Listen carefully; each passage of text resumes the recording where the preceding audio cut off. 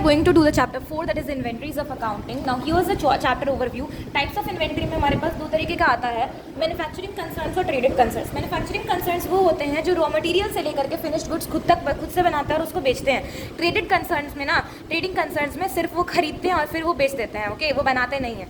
तो इसमें क्या आता है, मैन्युफैक्चरिंग कंसर्न में raw material, work in progress, finished goods, stores and spheres, packing material. Trading concerns में ना ट्रेडेड गुड्स आते हैं. मेथड्स क्या होते हैं डिटरमाइनिंग कॉस्ट ऑफ इन्वेंट्री में? इन्वेंट्री वैल्यूएशन की टेक्निक होते हैं historical cost method, non historical cost method. Inventory not ordinarily interchangeable, यानी कि ऑर्डिनरली इंटरचेंजेबल नहीं होता, इसमें स्पेसिफिक आइडेंटिफिकेशन मेथड होता है, यानी कि स्पेसिफिकली उसको हम लोग आइडेंटिफाई करते हैं. ओके, इन्वेंट्री ऑर्डिनरली इंटरचेंजेबल में ना FIFO LIFO, first in first out, last in first out, weighted average price आता है. और नॉन हिस्टोरिकल कॉस्ट मेथड में तो एडजस्टेड सेलिंग प्राइस आता है. बेसिस ऑफ इन्वेंट्री वैल्यूएशन दो तरीके का होता है, कॉस्ट या net realisable value, whichever is less. अब इसका हम लोग स्टार्ट करने से पहले we will be looking at some important points. Okay, so over here you are given some of the important details, that is कि an asset, यानी कि इन्वेंट्री का मीनिंग और उसका इंक्लूजन बता रहा है. an asset is held for sale in the ordinary course of business, finished goods होता है. but is asset is held in the process of production of such sale, वो होता है work in progress. अगर consumption in the production of goods and service for sale किया गया तो वो raw materials है, including maintenance, supplies and consumables. Okay, उसके बाद हमारा आता है करेक्ट वैल्यूएशन और इन्वेंट्री इंपॉर्टेंस, यानी कि इन्वेंट्री की इंपॉर्टेंस का करेक्ट वैल्यूएशन का क्या मतलब है, क्या इंपॉर्टेंस, क्या हम लोग क्यों वैल्यू करना चाहते हैं उसको करेक्टली. देखो, IFLS, आई से इनकम, F से फाइनेंशियल पोजीशन ट्रू, L से हमारा लिक्विडिटी पोजीशन और S से हमारा स्टैट्यूटरी कंप्लायंस. देखो ये चार चीज़ें हैं जिसके लिए हमें इन्वेंट्री का सही वैल्यूएशन होना जरूरी है. असर्टन करना ट्रू इनकम, COGS यानी cost of goods sold is matched with revenue. Cost of goods sold is equal to opening inventory plus purchases plus direct expenses minus closing inventory. Impact होता है misstated value of inventory directly affects cost of goods sold and consequently net income. ठीक है, उसके बाद determining होता है true financial position का, यानी कि इन्वेंट्रीज और करंट एसेट्स, ये तो पता है. Value of inventory is essential for a true balance sheet. ठीक है, अगर बैलेंस शीट में बताना है तो ट्रू फाइनेंशियल पोजीशन के लिए हमें एसेट का सही वैल्यू बताना चाहिए. Improper valuation misrepresents the financial position, yes we know it. Check liquidity position.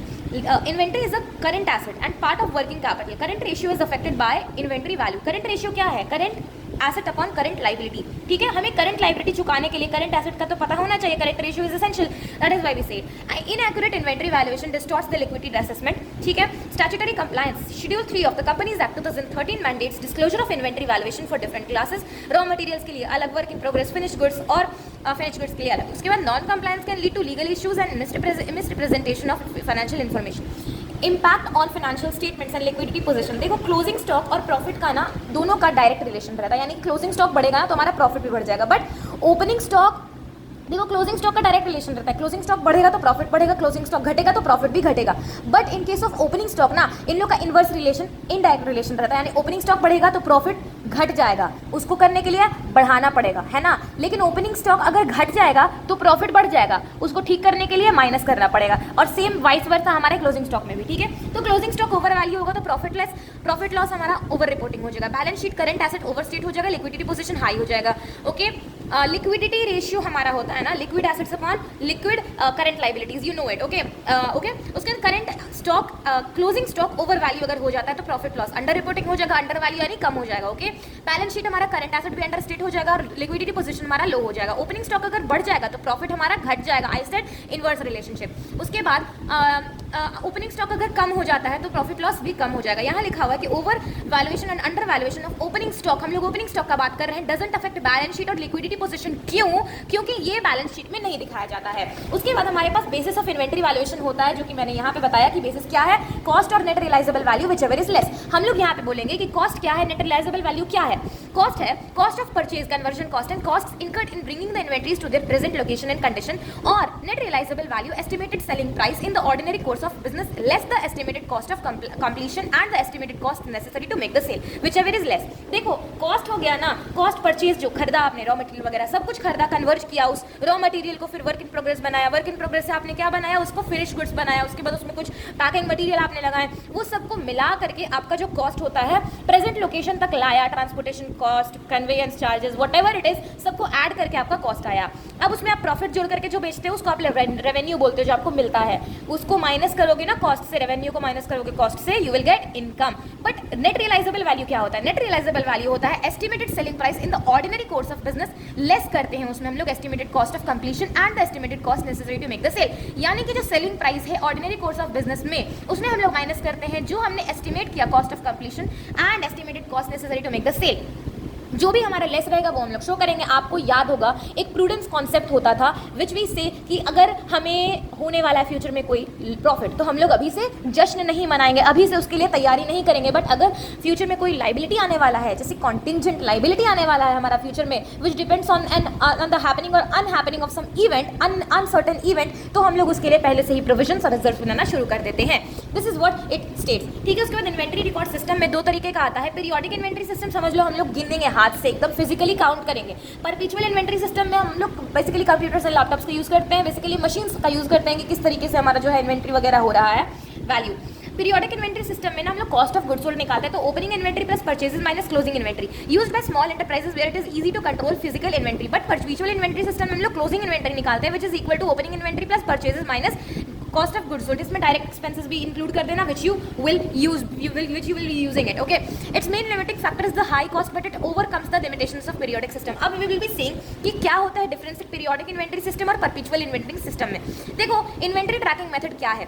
Periodic inventory system relies on physical stock taking at the end of a period, but perpetual inventory system में ना tracks inventory continuously updating records with each transaction. देखो periodic inventory system में ना हम लोग at the end of the period हम लोग calculate करते हैं, लेकिन परपेचुअल इन्वेंट्री सिस्टम में तो जैसे जैसे सामान जाएगा, जैसे जैसे सामान आएगा उस तरीके से अपडेट करते रहेंगे। आप कभी कोई मॉल वगैरह में जाते होगे, आप सामान खरीदते होगे, आपका बिल बनाता है एक लैपटॉप या कंप्यूटर एक डिवाइस पे, ओके, तो वो क्या करता है, वो आपका जो यूनिट्स, आपने कितना यूनिट्स उस आर्टिकल्स को खरीदा वो सब लिखता है, वो अपडेट करता है अपने इन्वेंट्री को। आपने मान लो 2 केचप के बॉटल खरीदे, ओके, 2 केचप के बॉटल आपने खरीदे तो उसके स्टॉक में मान लो 10 पड़ा हुआ है, ओके, 2 आपने खरीद लिया, 2 चला गया, तो he will be minusing subtracting that 2 ketchup bottles. उसको पता चलेगा कि 2 गया तो अब 8 बचा हुआ है। उसी तरह से अगर 5 बचा रहेगा तो वो ऑर्डर दे देगा वापस लाने के लिए, ओके। ये होता है हमारा परपेचुअल इन्वेंट्री सिस्टम।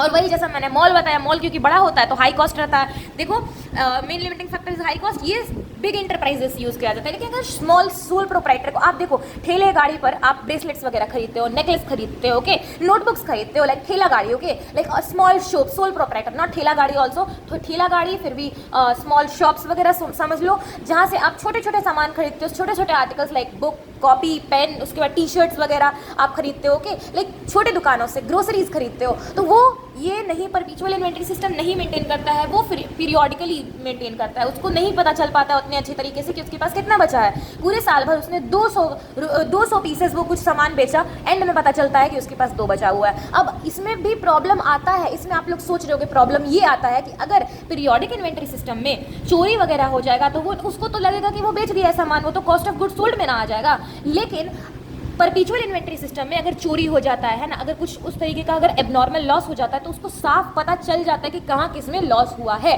ठीक है, दिस इज द थिंग। अब आता है हमारे पास इंफॉर्मेशन टाइमिंग। पीरियोडिक में provides inventory and cost of goods sold information only at specific points in time, usually at the end में हम लोग को पता चलता है, यही तो प्रॉब्लम है। ऑफर्स रियल टाइम, परपेचुअल में real time up to date information on inventory levels and cost of goods sold. Cost of goods sold calculation होता है, cost of goods sold is calculated as residual figure beginning inventory plus purchases minus ending inventory. लेकिन cost of goods sold is directly tracked and recorded with each sale. इसमें तो हम लोग and residual क्या होता है, इसमें हमारा एंडिंग इन्वेंट्री यानी क्लोजिंग इन्वेंट्री हमारा रेसिडुअल फिगर होता है परपेचुअल इन्वेंट्री सिस्टम में। Treatment of inventory losses, inventory losses are implicitly included, यानी अगर इन्वेंट्री लॉस हो जाएगा ना तो हम लोग अज्यूम करते हैं पीरियोडिक इन्वेंट्री में कि वो तो कॉस्ट ऑफ गुड्स सोल्ड का ही पार्ट था। बट अगर कोई तरीके का इन्वेंट्री लॉस होता है परपेचुअल इन्वेंट्री सिस्टम में ना, they are identified separately, they are may be written off, okay. Inventory control कैसे होता है, limited control over inventory due to infrequent stock taking. Infrequent stock taking यानी कि डेली तो होता नहीं है, तो बहुत प्रॉब्लम्स वगैरह आती हैं। लेकिन परपेचुअल में ना it facilitates better inventory control through continuous monitoring. हमेशा तो देखा जा रहा है कंटिन्यूअसली मॉनिटर किया जा रहा है। कॉस्ट क्या है, जनरली सिंपलर, ये सिंपल होता है, इसमें क्या ही कॉस्ट आएगा, है ना, लेस एक्सपेंसिव होता है टू इम्प्लीमेंट। बट परपीचुअल में ना it is more complex and typically more expensive due to technology and ongoing record keeping requirements. Business operations में ना it may require closure of the business, क्योंकि आप and में कर रहे हो, ऊपर से आपको फिजिकली काउंट करना है कि 1 2 3 4 आपको इस तरीके से काउंट करना है, तो you require physical closure of the business operations of physical inventory counts. But perpetual में क्या होता है ना, allows for inventory tracking without disrupting the business operations. आप देखो मॉल जाओ, मॉल में आपका सामान भी देखो बिलिंग भी हो रहा है, आपका अपडेट भी कर रहा है, उसी समय पे आपको बेच भी रहा है, तो क्लोजर नहीं ना हो रहा है बेसिकली बिजनेस का। तो ये सब चीजें थी difference. What is the difference between periodic inventory और परपीचुअल इन्वेंट्री सिस्टम में? हम लोग बोलेंगे इन्वेंट्री टेकिंग ट्रैकिंग मेथड, उसके बाद बोलेंगे इन्फॉर्मेशन का टाइमिंग, सीओजीएस का कैलकुलेशन, ट्रीटमेंट ऑफ इन्वेंट्री का losses, we can say inventory का कंट्रोल हम लोग कह सकते हैं, कॉस्ट और बिजनेस ऑपरेशंस। इसको हम लोग बोल सकते हैं आई, देन इंफॉर्मेशन का timing, let's take T, let's take the T over here, then CL, and what else we have, CCB. Okay, so we have created a mnemonic trick that is ITCLCCB. This is the difference between periodic and perpetual inventory system. तो ITCLCCB, okay देखो। उसके बाद हमारे पास methods आता है to determine cost of inventory. Inventory का cost क्या है?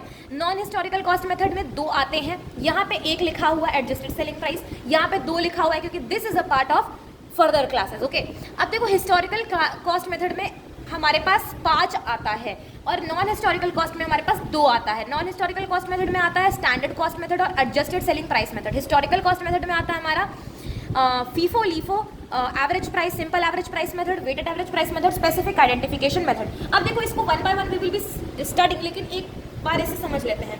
एडजस्टेड सेलिंग प्राइस होता है, हम लोग सेलिंग प्राइस को एडजस्ट करते हुए चलते हैं। स्टैंडर्ड कॉस्ट मेथड होता है, स्टैंडर्ड कॉस्ट बेसिकली जो भी नाम है। ओके, हिस्टोरिकल कॉस्ट मेथड में ना हम लोग देखे हैं, देखो FLSWS, FL है देखो, F से फीफो, L से लीफो, S से simple average price method, simple average price method, W से weighted average price method, S से स्पेसिफिक आइडेंटिफिकेशन मेथड। देखो फीफो में ना फर्स्ट इन फर्स्ट आउट, जो पहले सामान आएगा वो पहले बेचा जाएगा, यही प्रैक्टिकल है, यही प्रैक्टिकल है, this is practical thing. LIFO में क्या होता है ना, जो लास्ट में सामान आएगा वो एंड में बेचना, ओह सॉरी, जो लास्ट में सामान आएगा ना वो पहले बेचना। कौन सा मतलब, सोचो क्या मतलब, एनीवेज जो लास्ट में सामान आएगा वो पहले बेचेंगे तो सामान तो खराब ना हो जाएगा, जैसे कि नॉर्मल क्या होता है। तो this is not approved by AS, accounting standard इसको अप्रूव नहीं करती है लीफो को, but we have to study it. ठीक है, लास्ट इन फर्स्ट आउट में क्या होता है, बेसिकली मान लो कि आपने एयर कंडीशनर्स खरीदे 10, ओके 10 एयर कंडीशनर आपने 1 तारीख को खरीदा, 2 तारीख को आपने 2 खरीदा, 3 तारीख को आपने 5 खरीदा। A man of ordinary prudence क्या कहता है कि वो जो 10 खरीदा है उसमें से 1 बेचे। यहाँ पे क्या होता है कि वो जो 5 खरीदा लास्ट तारीख को वो पहले बेचेगा। This is the thing last in first out में। सिंपल एवरेज प्राइस मेथड में ना हम लोग सिंपली एवरेज ले लेते हैं पूरे प्राइस मेथड का, हम लोग प्राइस का मतलब जितना भी प्राइस है उसका एवरेज हम लोग निकाल देते हैं और उसमें से एक डब्बे में रख देते हैं बेसिकली, और उस डब्बे से निकाल के देते हैं। हमको नहीं पता है कौन सा पहले आया कौन सा बाद में आया, उस डब्बे से मैं निकाल करके दे रही हूँ। वेटेड एवरेज प्राइस मेथड में हम लोग वेट्स देते हैं on the basis of year, हम लोग देखेंगे। उसके बाद स्पेसिफिक आइडेंटिफिकेशन मेथड में स्पेसिफिकली आइडेंटिफाई कर देते हैं उसको। ठीक है, देखो specific identification method में tracks the actual cost of each item used for unique expensive items where you can easily tell which item was sold. FIFO में first in first out assumes the oldest items are sold first. Okay, ending inventory is valued at the cost of the newest item good of perishable goods. ठीक है, इसमें fruits वगैरह आ गया, okay इसमें perishable items हो गए, okay like wheat, barley, ठीक है, फिर फूड में क्या snacks वगैरह आ गया, वो सब आ गया है ना, fruits आ गया, ये सब चीज़ें आ गई। लास्ट इन फर्स्ट आउट में ना it is not allowed by AS, I have written it also, assumes the newest items are sold first, ending inventory is valued at the cost of the oldest items, matches current cost with current revenue but not allowed by accounting standards. Simple average price क्या होता है, calculates the average cost of all items and uses that to value inventory. Easy to use especially with periodic inventory. Weighted average price में होता है calculates the average cost but gives more weight to items where you purchase more, यानी कि आप ज़्यादा weight देते हो to the items where you purchase more. ये accurate है, more accurate than the simple average. Non historical cost method में तो 2 ही आते हैं. Adjusted selling price, that is retail inventory system, retail inventory method used by retailers for items with unclear individual cost. आपको नहीं पता है कि वो individually वो क्या cost कर रहा है. Estimates inventory cost by subtracting a percentage of gross margin from the sales value. आप कोई gross margin उसे subtract कर रहे हो तब आप उसको बेच रहे हो. Standard cost used when prices change a lot like gas और oil. अब देखो oil और gas ये सब चीज़ ऐसे हैं जिसका प्राइस बहुत फ्लक्चुएट करता है, कभी बहुत बढ़ जाता है, कभी बहुत कम हो जाता है, तो ये सेट करता है a standard cost based on experience and values inventory at that standard price. This method is covered in cost accounting.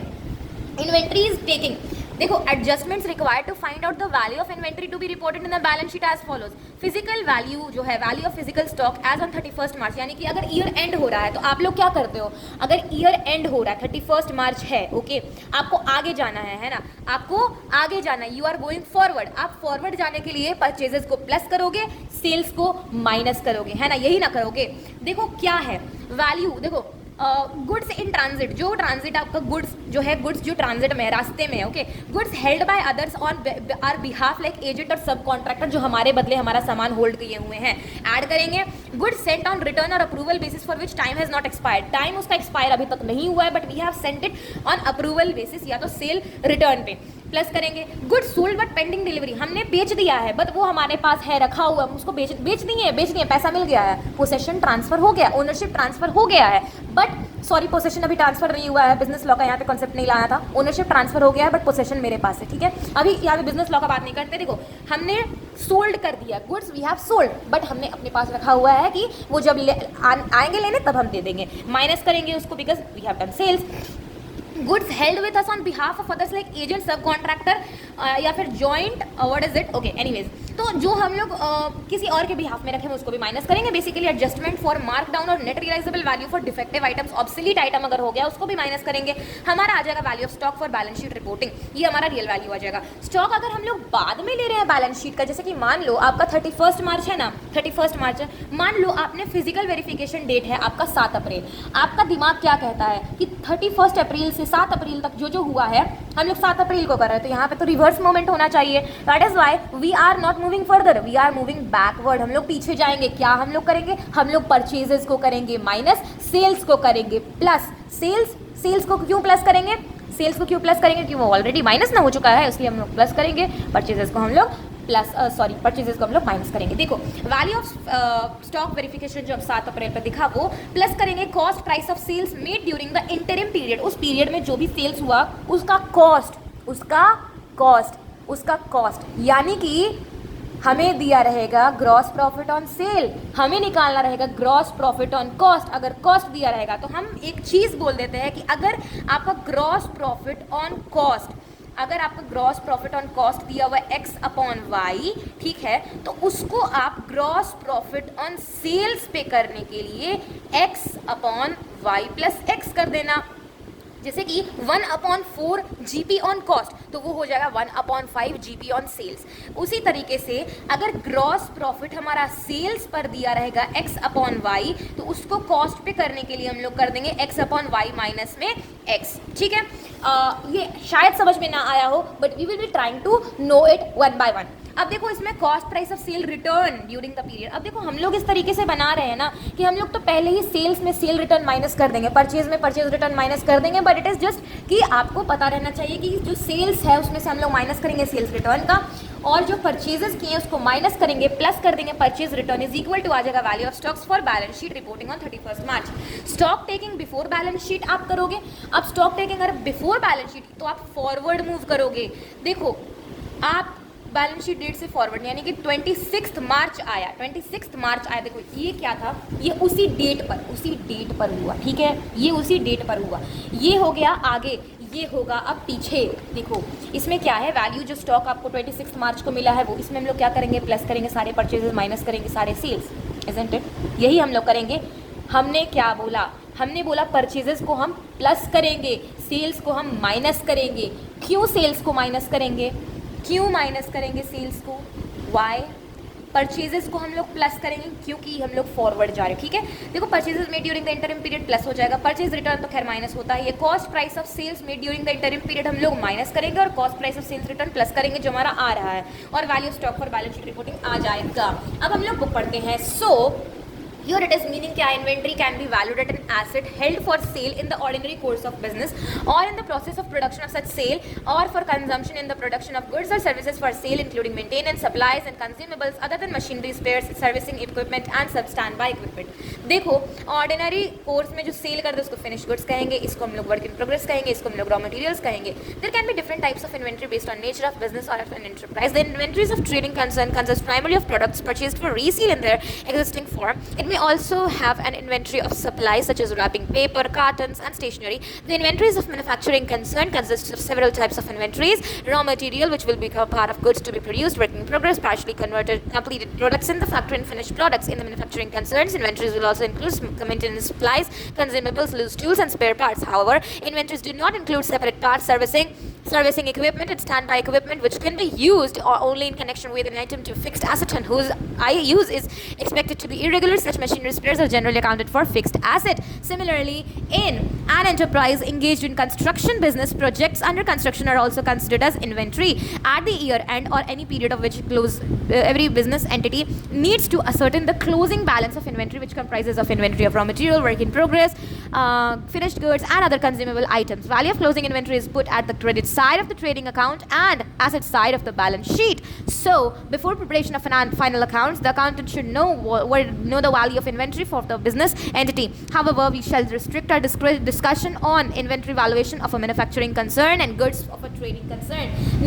Inventory valuation. A primary issue in accounting for inventories is the determination of the value at which inventories are carried in the financial statements until the related revenues are recognized. Inventory is generally the most significant component of the current assets held by a trading or manufacturing enterprise. It is widely recognized that inventory is one of the major assets that affects efficiency of operations. Both excess of inventory and its shortage affects the production activity and the profitability of the enterprise, whether it is a manufacturing or a trading business. Proper valuation of inventory has a very significant bearing on the authenticity of the financial statements. The significance of inventory valuation arises due to what? IFRS क्या है? Determination of income. The valuation of inventory is necessary for determining the true income earned by a business during a particular period. Determine gross profit, sale of goods, cost, sale of goods sold is matched with revenue of the accounting period. Cost of goods sold is calculated as follows: COGS is equal to opening inventory plus purchases plus direct expenses minus closing inventory. मैंने बताया closing inventory का direct relation रहता है profit से, opening inventory का indirect relation रहता है यानी कि ऊपर नीचे, you know it. Ascertainment of financial position. Inventories हमारे current assets होते हैं. The value of inventory on the date of balance sheet is required to determine the financial position of the business. In case the inventory is not properly valued, the balance sheet will not disclose the truthful financial position of the business. Usually slow moving or non-moving inventory. Slow moving or non-moving inventory is the basic reason for poor financial performance. हमसे पूछा जाएगा कि क्या क्या reason है, basic reason है poor financial performance as well as financial position of enterprise के slow moving और non-slow moving इन्वेंटरी. ठीक है, to identify such items the first step is to value the inventory in the appropriate manner. अब liquidity analysis आता है हमारा. Current asset upon current liability का formula होता है करंट रेशियो का. Inventory is classified as current asset. It is one of the components of net working capital which reveals the liquidity position of the business. Current ratio which studies the relationship between current asset and current liabilities is significantly affected by the value of inventory. Bankers rely on the current ratio which is denoted as the current assets divided by the current liabilities. Liquidity ratio. Okay.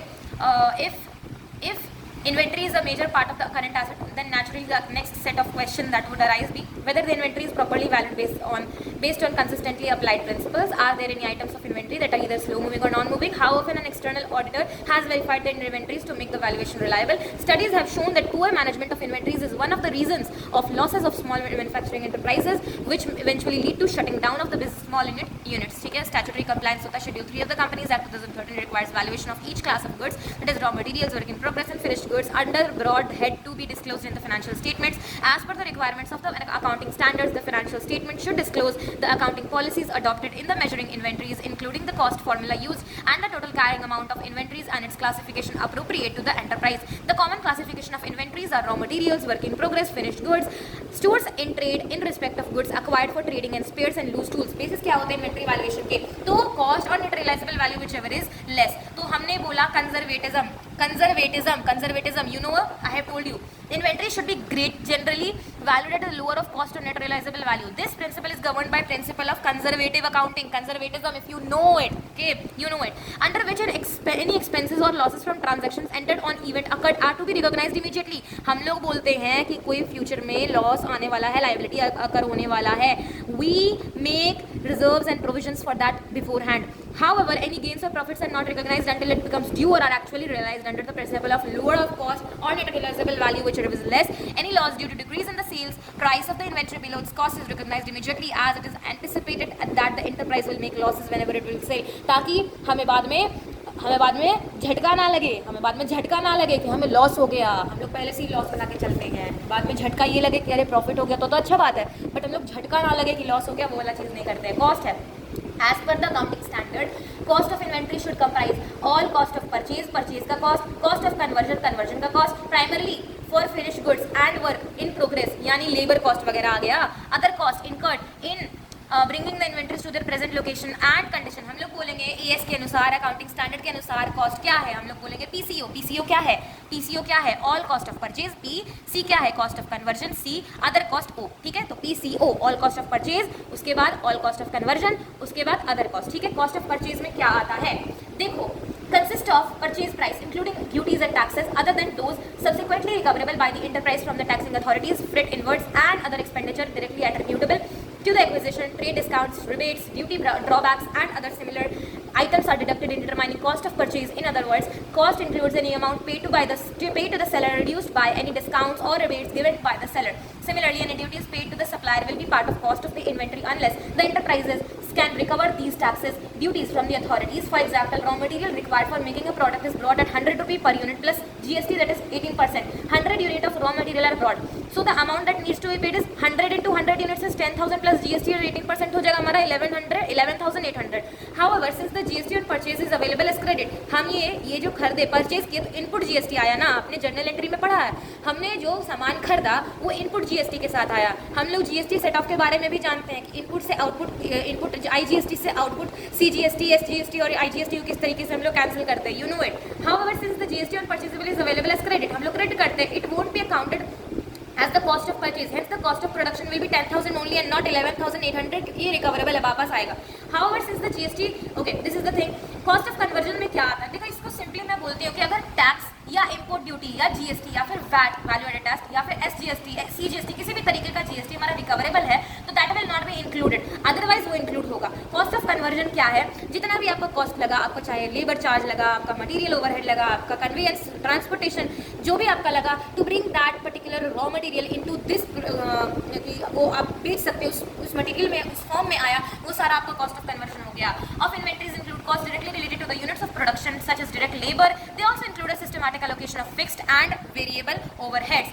Continuing the above example for the conversion of 100 units of raw material into finished goods, direct labor cost होता है 3,000 का, then the cost of conversion will be 3,000 and the value of inventory at the stage will be 13,000 for 100 units. Other cost हमारे आ जाएंगे, may include administrative overheads incurred to bring the inventory into present location and condition. Okay, other cost में वो सब आ जाएंगे, हमारा cost of conversion labor वगैरह आ जाएगा, तो मतलब कन्वेयंस चार्जेस, इन्वेंट्री और वो ट्रांसपोर्टेशन चार्जेस वहाँ यहाँ नहीं आएंगे, वो यहाँ आएंगे। ओके, तो present location and condition of any cost specifically incurred or inventory to a specified customer, interest and other borrowing costs are generally not included in the cost of inventory. However, in some circumstances where production process is longer and it is required to carry inventory for a long period, जैसे कि wine हो गया, wine में क्या होता है ना कि आप जितने दिन तक उसको रखोगे ना उतना वो बढ़िया हो जाएगा, राइस हो गया, टिम्बर हो गया, it may be appropriate to consider interest and other borrowing cost also part of inventory का कॉस्ट, ठीक है। It is for the same example, let us assume that 200 is paid for unloading charges of raw materials from the truck to storage place in factory. In that case, those shall not be accounted as an unloading charges separately as expense, but shall be counted for other cost to bring the inventory to present location, ठीक है। उसके बाद and hence the cost of inventory of 100 units at this stage shall be 13,200. Exclusions from cost of inventories follows. The expenses are generally not included in the cost of inventories. Abnormal amounts of wasted materials, labor और other production overhead, यानी अगर abnormal amount of wasted material हुआ तो वो हम लोग include नहीं करेंगे। Storage cost वगैरह हुआ, storage cost यानी unless those costs are necessary in the production prior to further production stage, यानी कि अगर वो required है further process में add करने के लिए तो वो add जो है वो include नहीं होगा। Administrative overheads that do not contribute to bringing the inventories to their present location and condition, यानी salary, electricity, taxes वगैरह किसी को दिया वो सब include नहीं होगा। Selling and distribution costs वो सब नहीं होगा। Brief explanation about the exclusions होता है, देखो सब कुछ हमने ये ABCD को इस तरीके से डिफाइन किया गया। A है हमारा abnormal amounts वाला, ठीक है। The normal wastage of material or labor cost is included in the cost of inventory. However, abnormal wastage is excluded for the reason that it occurs either due to inefficiency or abnormal factors या inefficiency के कारण that don't justify considering those wastages as part of inventory cost. मान लो आप supply कर रहे हो oil का, oil transfer होता है एक स्टेट से दूसरे स्टेट तक, तो वो जनरल चीज़ है कि वो इवेपोरेट होगा ही। बट वो एक नॉमिनल अमाउंट ही इवेपोरेट होता है, वो पूरा का पूरा 1 लीटर इवेपोरेट नहीं हो जाएगा। आप किसी तरीके से उसको जस्टिफाई नहीं कर सकते हो कि वो 1 लीटर जो इवेपोरेट हुआ है दैट इज नॉर्मल वेस्टेज, वो नॉर्मल नहीं है, वो अब normal amounts of wasted material आ जाएगा, उसको आप नहीं इंक्लूड करोगे कॉस्ट में, ठीक है। Storage costs are normally the cost of doing business. For example, rent of warehouse or storage areas is considered as overheads already and hence not considered as cost of inventory. However, if special storage is required as part of the production process, then such storage cost is considered as a cost of inventory. For example, in wine making process requires the raw materials stored in a particular condition for fermentation for a long period of time, usually years together. Say such cost of storage accounted. देखो cost of inventory में ना आपका basically storage cost ना normally जो है normally वो होता है कॉस्ट ऑफ डूइंग बिजनेस में, ठीक है, जैसे कि रेंट वगैरह हो गया, वो होता है they are not considered as cost of inventory, उसको कॉस्ट ऑफ इन्वेंट्री में नहीं इंक्लूड करते हैं। बट अगर आपका मान लो वाइन बना रहे हो, ओके, वाइन, ठीक है, तो वाइन में क्या होता है ना कि आपको उसको फर्मेंट करना पड़ता है उस पर्टिकुलर प्रोडक्ट को, तो आपको उसको फर्मेंट करने के लिए आपको उस तरीके का उसको कंडीशन, उस तरीके की गर्मी हर समय, ठंडे में भी वो वाला जो सिस्टम है, वो वाला इन्वायरमेंट आपको प्रदान करना पड़ता है, इसके कारण ना आपको वो जोड़ना पड़ता है कॉस्ट ऑफ इन्वेंट्री में। Administrative overheads do not usually add any specific value to inventories and hence excluded, वो हटाया जाता है। Selling and distribution cost are part of selling and general administration cost and hence excluded. Net realisable value होता है, this is, देखो यानी कि सारा एक्सपेंसेस आपने लगा दिया, ओके, सारा एक्सपेंसेस के बाद उसकी आज कीमत क्या है, that is what net realisable value.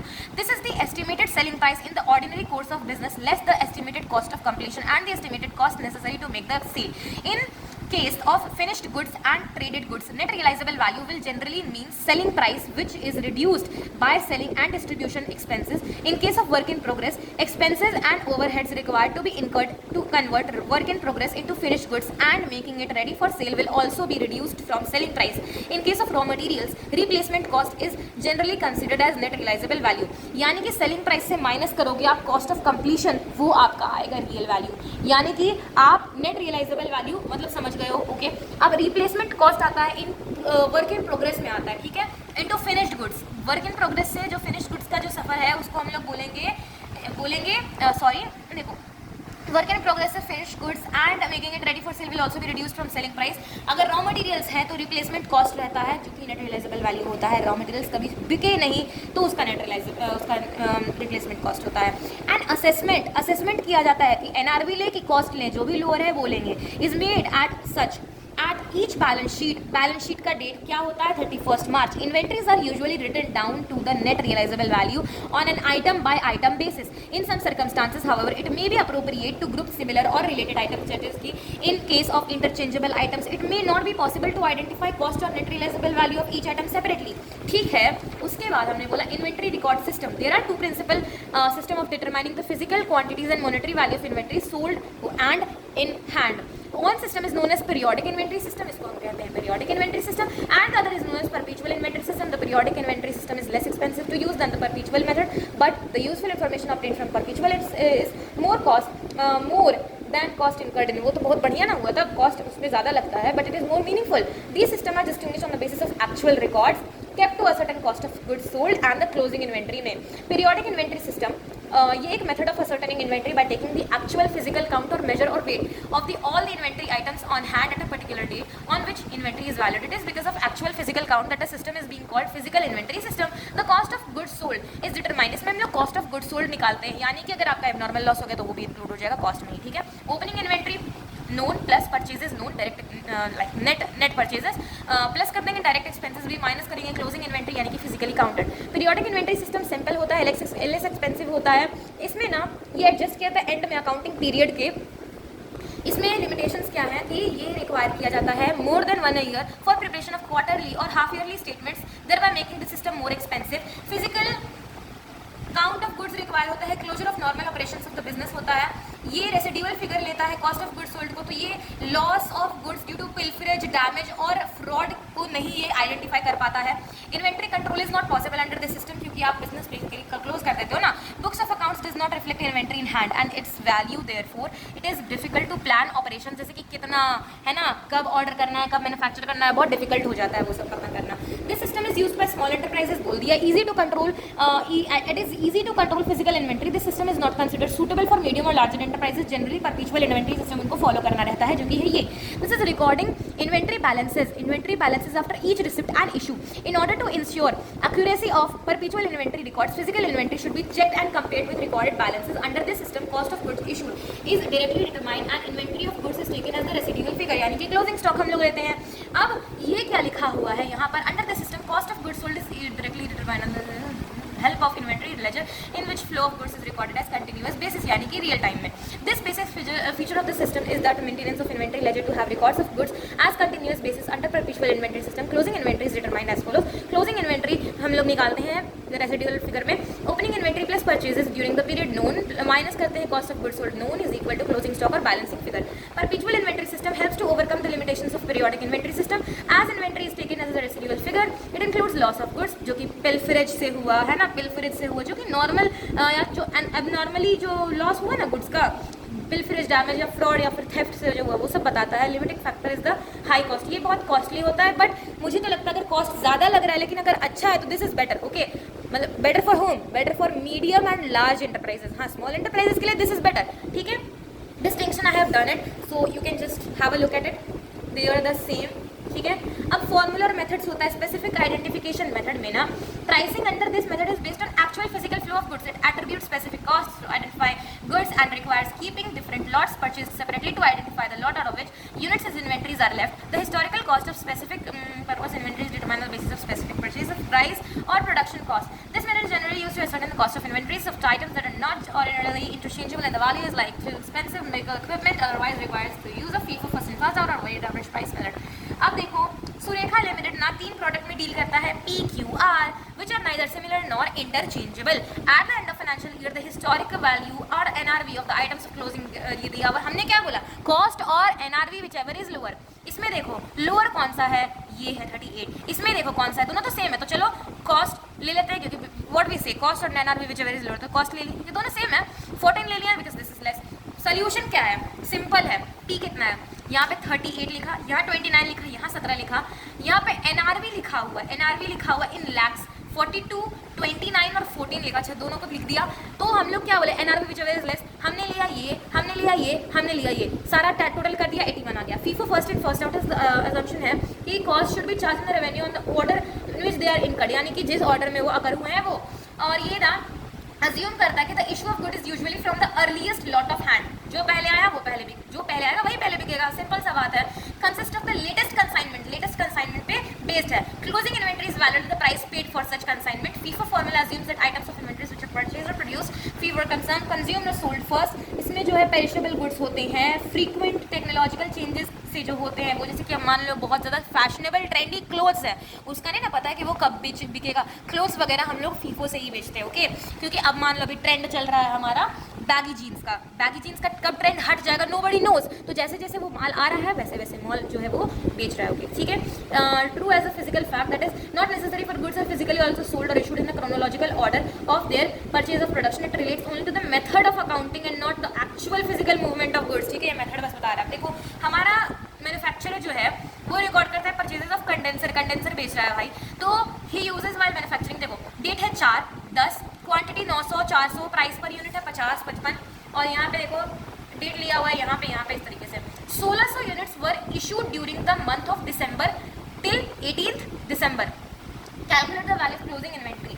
देखो सबसे पहली बात हमने बोला कि 1600 यूनिट्स वर इशूड, 1600 बिक गए, तो फीफो अगर हम लोग बोल रहे हैं तो 1600 यहाँ से काउंट करो, 900, 400, 1300 हो गया, 1300 और 300 हमारा 1600 यहीं पर एंड हो गया, 300 यहीं पर एंड हो गया। बचा क्या, बचा 200 और 800। हम लोग बोलेंगे कि 1000 बचा है, 1000 बचा है, ओके 1000 बचा है, लेकिन इसका प्राइस भी तो सेम है, तो 60 इंटू 200 हम लोग करेंगे। ओके 60 इंटू 200 हम लोग करेंगे और 800 इंटू 47 हम लोग कर देंगे। ठीक है, तो यहाँ पे देखो 800 इंटू 47 किया इतना आया, 200 गुना 60 किया तो इतना आया, टोटल बोले ये आएगा। तो क्लोजिंग इन्वेंट्री 1000 है, इतना यूनिट इतना इतना इतना, हमारा अमाउंट कितना 49,600। सिंपल। अगर यही आपको लीफो से करने बोलता इसी एग्जाम्पल में, तो हम लोग क्या बोलते कि 1600 यूनिट्स वर यूज्ड, हम लोग यहाँ से 1000 निकाल लेंगे, 1000 निकाल लिए, 600 बचा हुआ है, 300 यहाँ से लेंगे और 300 यहाँ से लेंगे, यानी कि 1000 ऊपर में बच गया।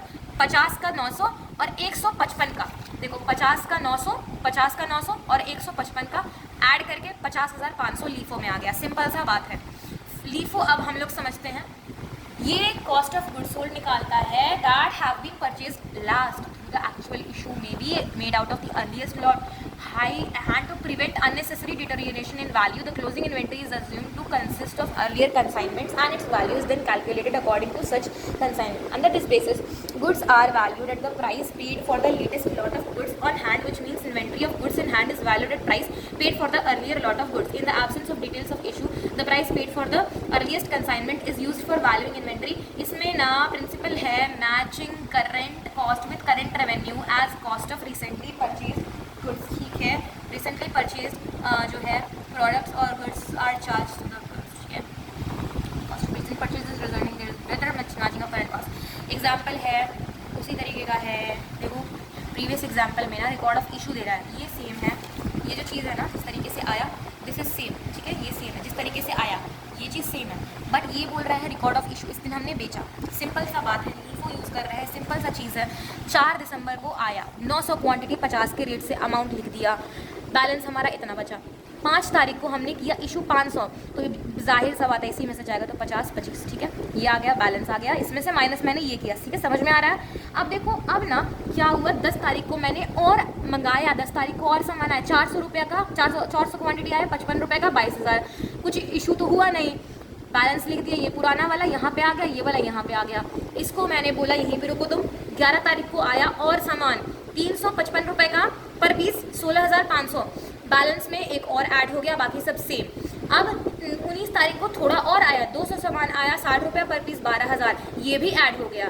अब देखो यहाँ पे देखो 20 तारीख को मैंने किया इशू 600 मैंने इशू किया 600, लीफो है last in first out. Last क्या आया, ये और ये 200 इसमें से निकालेंगे, 300 इसमें से निकालेंगे, हमें कितना चाहिए 600, 100 इसमें से निकाल देंगे, ये टोटल आ गया। यहाँ पे बैलेंस कितना बचा, ये तो 400 बचा ही, 400 तो बचा ही, बट इसमें से हमने सिर्फ और सिर्फ 100 यूज़ किए हैं, इसका 300 बचा। ठीक है, समझ गए, ये बैलेंस हो गया।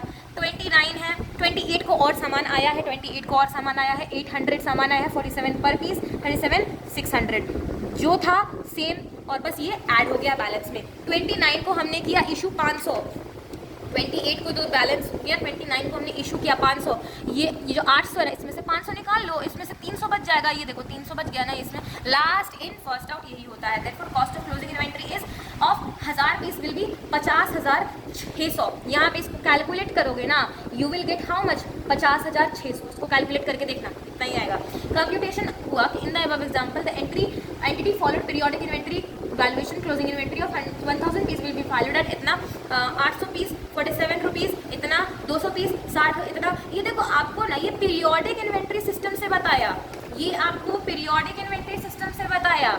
ये आपका ना परपीचुअल इस तरीके से भी बन सकता है। अगर देखो सेम चीज़ अगर हम इसको फीफो मेथड से बनाएंगे तो क्या बहुत अंतर होगा? नहीं, कुछ अंतर नहीं होगा, सब कुछ सेम रहेगा, बट यहाँ से अंतर आना शुरू करेगा। यहाँ से देखो क्यों, क्योंकि हमने मंगाया सामान, यहाँ से अंतर ऐसे आएगा कि हमने चाहिए, हमें इशू करना है, देखो हमें इशू करना है 500 वाला तो ठीक है उसी से गया, ठीक है 900 वाले से ही गया 500, बट ये जो 20 तारीख को गया ना 600, ये फर्स्ट इन फर्स्ट आउट से जाएगा, फर्स्ट इन फर्स्ट आउट। ये देखो बैलेंस सही है, यानी कि ये जो 600 है ना उस टाइम फीफो से अगर बनाएंगे तो यहाँ से 400 जाएगा, यहाँ से 200 जाएगा, और ये सब बैलेंस में बच जाएगा, यहाँ पर 200 बच जाएगा। ठीक है, समझ में आ रहा है? I hope so. उसके बाद यहाँ पर आया तो सामान तो नॉर्मली आया, बट हम लोग यहाँ पे इशू कर रहे हैं ना, यहाँ पे इशू कर रहे हैं, तो ये जो 500 जाएगा ना, ये 800 से नहीं जाएगा, ये जाएगा हमारा यहाँ पर ऊपर वाले से जो रहेगा। ठीक है, ये तो सेम ही चीज़ है। अब देखो simple average method is also very simple. Simple average method for computing value of inventory is very simple approach. कितना बढ़िया डेफिनेशन है, very simple approach. All the different prices are added together and then divided by the number of prices. Together add करते हैं, उसको divide करते हैं number of prices से। The closing inventory is then valued according to the price ascertained. This method is generally followed by the entities using periodic inventory method, as it does not require efforts of identifying that closing inventory belongs to which consignments or lots.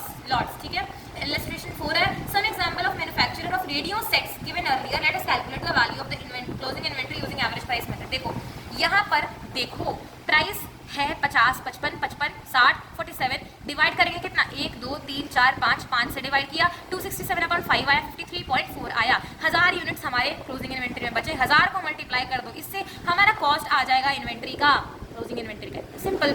Late us try to analyse the impact of FIFO LIFO and simple average price method with the help of the following units. देखो units received 10 जनवरी को 500 unit आया 50 का, 15 जनवरी को 500 unit आया 60 का, issue कब किया 20 जनवरी को, इसके बाद ठीक है 500 यूनिट्स बेचा।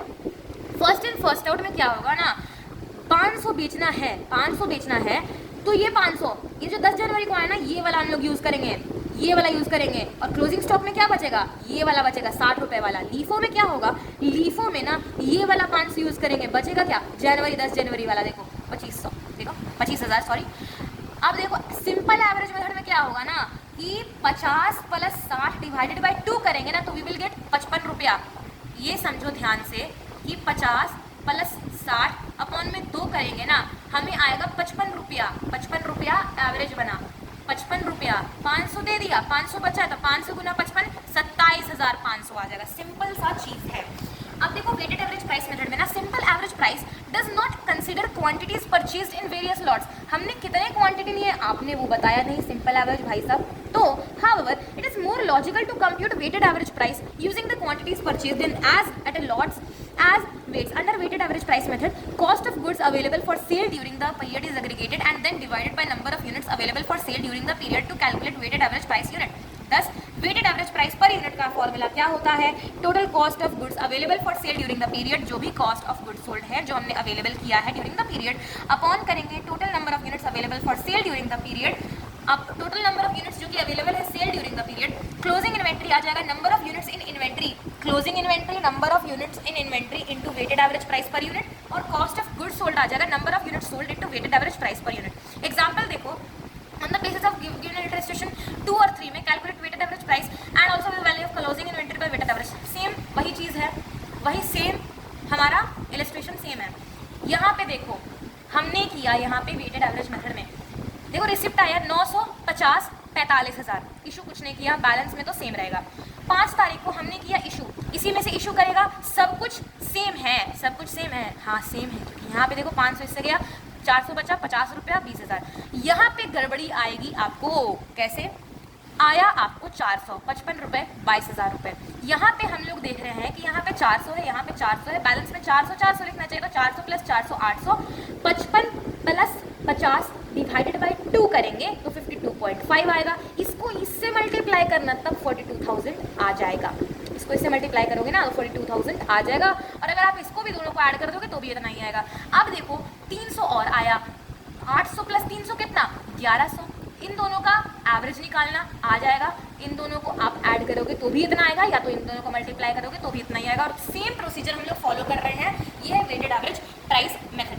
Perpetual and periodic inventory system and average method of cost of inventory both are applied differently in case the entity uses periodic inventory taking or perpetual inventory taking. In case of periodic inventory taking, inventory available for sale during the period is considered altogether and as average rate is computed and closing inventory is valued using that rate. In case perpetual inventory records, average rate of inventory is computed on each new purchase and next issue is recorded using new average rate. Illustration 5 above is an example of weighted average price method using perpetual inventory record system. In many entities periodic inventory होता है, तो ये देखो periodic inventory से कैसे बनाया हमने, 950 45,000, 455 22,000, ये क्या है, details of purchase receipt, receive कितना हुआ, रिसीव का ये अमाउंट है, रिसीव का है ये, टोटल कर दिया, रेट का आपने एवरेज निकाला, वैल्यू टोटल कर दिया। अकॉर्डिंगली क्लोजिंग स्टॉक ऑफ 1000 रुपया per piece would have been 51,190 rupees 90 pieces 51.19 per unit होता, यहाँ लिखा हुआ 51.1। नॉन हिस्टोरिकल कॉस्ट मेथड में दो आता है, एडजस्टेड सेलिंग प्राइस मेथड और एडजस्टेड सेलिंग प्राइस मेथड, और कौन सा था, एक था एडजस्टेड सेलिंग प्राइस मेथड, दूसरा कौन सा था, दूसरा था स्टैंडर्ड कॉस्ट मेथड और adjusted selling price method, standard cost method और एडजस्टेड सेलिंग प्राइस मेथड। ठीक है, okay.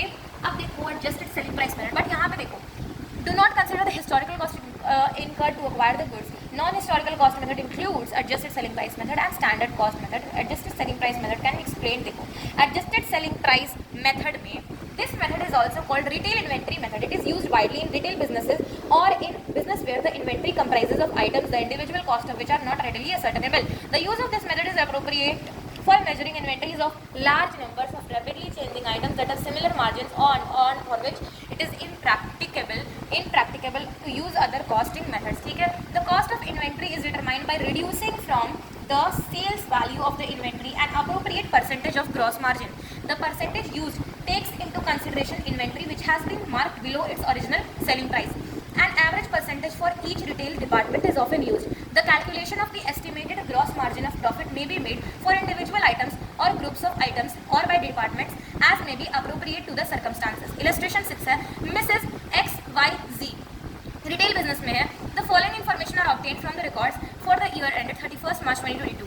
Goods received from suppliers subject to trade discount and taxes लग चुके हैं 15,75,500. Okay, so these are the things. यहाँ पे solution दिया हुआ है. यहाँ पे trade discount 3%, taxes 11%, non refundable है 87,500. पैकेजिंग एंड ट्रांसपोर्टेशन चार्जेस हमारे 22,45,000 इतना. सेल्स प्राइस इसमें क्या किया, गुड्स रिसीव फ्रॉम सप्लायर्स इतना, इसमें लेस करेंगे ट्रेड डिस्काउंट 3% इतना आ जाएगा. उसमें हम लोग ऐड करेंगे टैक्सेस, ऐड करेंगे पैकेजिंग ट्रांसपोर्टेशन चार्जेस इतना आ जाएगा. Determination of estimated gross margin sales during the year कितना था, क्लोजिंग इन्वेंटरी और सेलिंग प्राइस को ऐड किया, टोटल आया इतना. इसमें लेस किया परचेजेस, ग्रॉस प्रॉफिट ऐड किया, ग्रॉस प्रॉफिट मार्जिन को माइनस किया या फिर जो भी करना है माइनस प्लस जो भी करना है whatever you want to. Inventory valuation में सेलिंग प्राइस में लेस करोगे, ग्रॉस प्रॉफिट मार्जिन जो है उतना. इलस्ट्रेशन 7 में ना हमारा sales during the year selling price दिया हुआ है, cost of purchases cost price दिया हुआ, ओपनिंग इन्वेंटरी दिया हुआ है निल और closing inventory at selling price. Selling price में 50,000 यानी कि अगर आप दोनों को मिलाओ तो आपको आएगा 2,50,000. जो आप बेचते तो आपको 2,50,000 होता, बट आपका तो आ रहा है 2 लाख. 2 लाख आ रहा है, ऊपर से 50,000 बचा हुआ भी है, तो 2 लाख का sale minus SP, 2 lakh closing stock आपका 50,000, 2,50,000 टोटल एस्टिमेटेड सेल है आपका. तो इसमें हमने किया ना, इसमें हमने किया कि ग्रॉस मार्जिन कितना आया, आप लॉस किए, लेस किए, cost of goods available for sale 50,000 आपका आया. Rate of gross margin 50,000 upon 2,50,000 into 100 हमारा 20% आया, 20% उसमें निकालोगे तो 10,000 हमारा क्या आएगा, एक पर पीस पे जो प्रॉफिट आया वो 40,000. ठीक है, स्टैंडर्ड कॉस्ट मेथड है कॉस्ट अकाउंटिंग में. This method is used with frequent changes in price of units and this method is used to determine crude oil business में गैस वगैरह में एक्सपीरियंस होता है. स्टैंडर्ड कॉस्ट का डिटरमाइन किया जाता है frequent changes of inventory value. Inventory taking में आप इन्वेंटरी को क्या देखो, normally all operations are spent for 1 or 2 days before during the financial year end physical inventory is taken for everything in the godown of the stores periodically for the year and inventory valuation. Sales of goods and approval or return, goods set on consignment है. उसके बाद some examples and illustrations are given and this is the end. We will be continuing from here in the next class. Okay, bye.